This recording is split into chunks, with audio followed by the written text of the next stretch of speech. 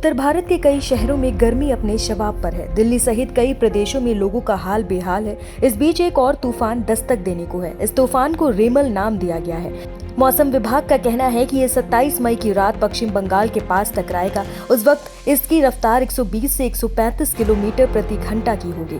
इसका असर पश्चिम बंगाल से लेकर बिहार तक दिखाई दे सकता है। कोलकाता में इसके असर को देखते हुए एयरपोर्ट पर आज दोपहर बाद से 21 घंटे के लिए फ्लाइट्स के उड़ान पर भी रोक लगा दी जाएगी। आइए आपको बताते हैं कि इस तूफान से देश के बाकी राज्यों के मौसम पर क्या असर पड़ेगा। इससे किस तरह के खतरे की आशंका हो सकती है।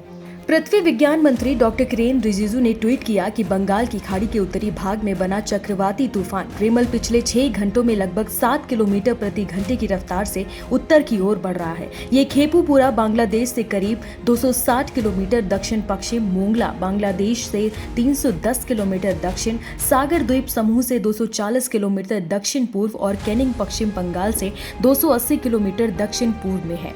क्यों आते हैं चक्रवाती तूफान?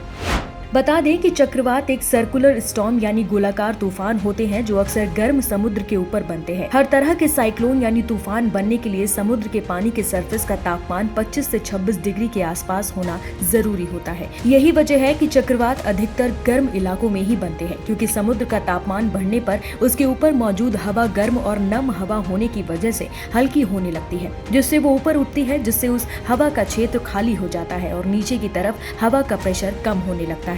इस खाली जगह पर जब आसमान की ठंडी हवा पहुंचती है, इसके बाद वो गर्म होकर ऊपर उठने लगती है। इस तरह ऐसा लगातार होने लगता है, जिससे बादल बनने लगते हैं। इसके असर से तमाम इलाके बारिश से प्रभावित होते हैं और इससे एक स्टॉर्म साइकिल तैयार हो जाते हैं। समुद्र में ये गोलाकार तूफान एकदम कुंडली मारकर बैठे सांप की तरह दिखाई देता है। इस कारण इन्हें साइक्लोन भी कहा जाता है।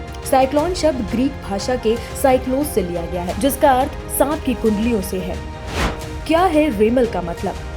रेमल एक अरबी शब्द है जिसका मतलब होता है रेत। ये नाम ओमान का दिया हुआ है। रेमल एक चक्रवाती तूफान है। तूफान वायुमंडलीय विक्षोभ या डिस्टर्बेंस की वजह से आते हैं। ये कम दबाव वाले क्षेत्र में बनता है। समंदर के ऊपर गर्म और नम हवा उठती है। फिर जब ये किसी ठंडी सतह से टकराते हैं तो तेज बारिश होती है और तेज हवाएं चलने लगती है। फिर ये तूफान का रूप ले लेता है।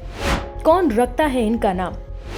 तो ओमान को इसका नाम रखने की जरूरत क्यों पड़ी? यूनाइटेड नेशंस की एक एजेंसी है द वर्ल्ड मेट्रोलॉजिकल ऑर्गेनाइजेशन यानी कि WMO, जिसके 185 मेंबर हैं। WMO ने साल 1972 में उत्तर हिंद महासागर क्षेत्र, अरब सागर और बंगाल की खाड़ी दोनों शामिल हैं में चक्रवात की चेतावनी और आपदा की रोकथाम के लिए पैनल ऑन ट्रॉपिकल साइक्लोन्स यानी कि PTC की स्थापना की थी। शुरुआत में PTC में कुल 8 सदस्य देश शामिल थे। तब भारत के अलावा बांग्लादेश, मालदीव, म्यांमार, पाकिस्तान, श्रीलंका, ओमान और थाईलैंड इसके मेंबर थे। साल 2018 में PTC का विस्तार हुआ और इसमें ईरान, कतर, सऊदी अरब, संयुक्त अरब अमीरात और यमन को भी शामिल किया गया।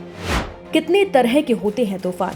वर्ल्ड मेट्रोलॉजिकल ऑर्गेनाइजेशन ने तूफान को कुल 5 कैटेगरी में बांटा है। कैटेगरी 1 के तूफान में 119 से 153 किलोमीटर प्रति घंटे की रफ्तार से हवाएं चलती हैं। इससे कम नुकसान होने की आशंका रहती है। कैटेगरी 2 में 154 से 170 किलोमीटर प्रति घंटे की रफ्तार से हवाएं चलती हैं। इससे थोड़ा नुकसान होने की आशंका रहती है। कैटेगरी 3 में 178 से 208 किलोमीटर प्रति घंटे की रफ्तार से हवाएं चलती हैं और ये काफी नुकसानदायक हो सकता है। कैटेगरी 4 में 209 से 251 किलोमीटर प्रति घंटे की रफ्तार से हवाएं चलती है। इससे इमारतों को नुकसान पहुंचता है। सबसे ज्यादा खतरनाक कैटेगरी 5 का तूफान है, जिसमें 250 किलोमीटर प्रति घंटे से भी ज्यादा तेज हवाएं चलती हैं। इसमें जानमाल का खासा नुकसान पहुंचाने की आशंका रहती है। संयुक्त राष्ट्र के मुताबिक हाल के सालों में दुनिया भर में जो तूफान आए हैं उनमें से ज्यादातर कैटेगरी 3 के रहे हैं। आंकड़े उठाकर देखें तो पता लगता है कि भारत में तूफान से होने वाली मौतें दुनिया के अन्य देशों के मुकाबले